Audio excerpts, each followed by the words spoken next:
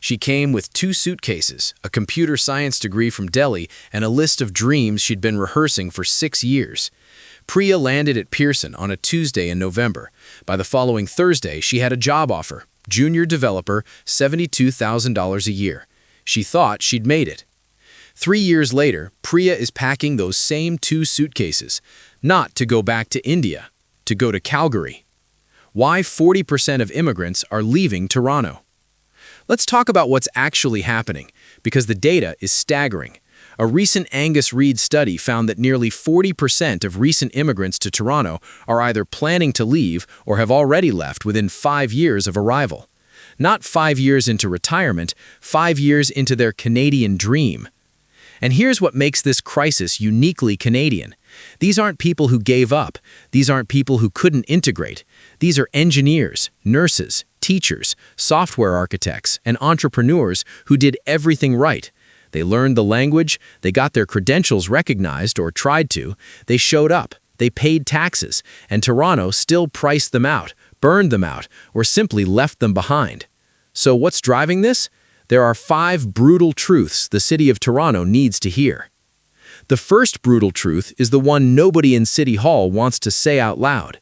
Toronto's housing market is functionally hostile to immigrants. The average 1-bedroom apartment in Toronto now sits above $2,300 a month. A 2-bedroom, the minimum for a family, crosses $3,000 in most walkable neighborhoods. Now do the math with me.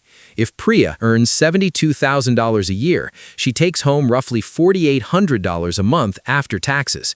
That means she's handing over 60 to 65% of her income just to keep a roof over her head. And Priya is one of the lucky ones. She has a tech salary. What about the personal support worker who immigrated from the Philippines to staff our long-term care homes during a pandemic? She earns $22 an hour. She can't afford to live in the city she's saving. What about the accountant from Nigeria who keeps getting told his African credentials don't quite transfer? He's working at a call center while waiting for recertification that may never come. For these newcomers, Toronto isn't a city of opportunity anymore. It's a city of survival arithmetic, and the math simply doesn't work. Here's something that should make every Canadian uncomfortable. Canada actively recruits skilled immigrants through its express entry system. The federal government markets Canada as the best country in the world for talent, and then those same skilled immigrants arrive and discover the dirty secret. Their credentials mean almost nothing here. A physician trained in Pakistan will spend 3 to 7 years recertifying before she's allowed to practice medicine in Ontario. During that time, she's not a doctor, she's a rideshare driver. An engineer from Brazil with 15 years of experience has to start from an entry-level position because his designation doesn't transfer automatically. A dentist from Ukraine is cleaning teeth in her home country but cannot touch a patient in Toronto until she completes a $150,000 re-education program. This isn't a bug in the system. At this point, it is the system, and immigrants are not stupid. Word travels fast. WhatsApp groups in Mumbai, Lagos, Bogota, Manila, they're all sharing the same message. Go to Canada, just don't go to Toronto. Here's the truth that doesn't show up in economic reports, but it's the one that breaks people. Toronto is one of the loneliest cities in the world for newcomers, a city of 3 million people, and immigrants describe feeling completely invisible. The social infrastructure that used to support newcomers, settlement houses, community centers, neighborhood associations, has been gutted or overwhelmed. Wait lists for government-funded language and integration programs now stretch 6 to 18 months. Meanwhile, a newcomer who doesn't speak fluent Canadian accented English is navigating a city that moves fast, assumes fluency, and rarely slows down to explain itself. The mental health toll is real. The Canadian Mental Health Association reported in 2023 that recent immigrants are 2 times more likely to experience severe anxiety and depression compared to Canadian-born residents, and dramatically less likely to seek help because of stigma, language barriers, and cost. This isn't just a personal tragedy, it's a public health crisis, and it's accelerating the exodus. Now here's where the story gets interesting, because these immigrants aren't leaving Canada, they're leaving Toronto. Calgary added over 50,000 newcomers in 2023 alone, many of them former Toronto residents who took one look at Alberta's cost of living and didn't look back. Halifax is seeing the fastest population growth in Atlantic Canadian history. Winnipeg, Kelowna, even smaller cities like Lethbridge and Moncton are becoming magnets. Why? Because in those cities, a $72,000 salary doesn't just mean survival. It means a mortgage, a car, a backyard, a life.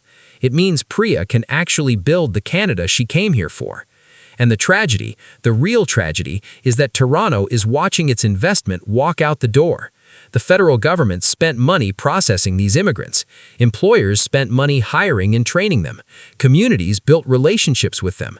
And then Toronto's broken housing market and dysfunctional systems hand them a one-way ticket to Calgary. This is the part where some people will call me harsh, but after 20 years of watching this city, I'll say it plainly. Toronto's housing and integration crisis is not an accident. It is the predictable outcome of choices made by people who are comfortable. Zoning laws that block density in low-rise neighborhoods kept in place by homeowners who vote and have held their properties for 30 years. Development fees that add $150,000 to every new unit before a single brick is laid.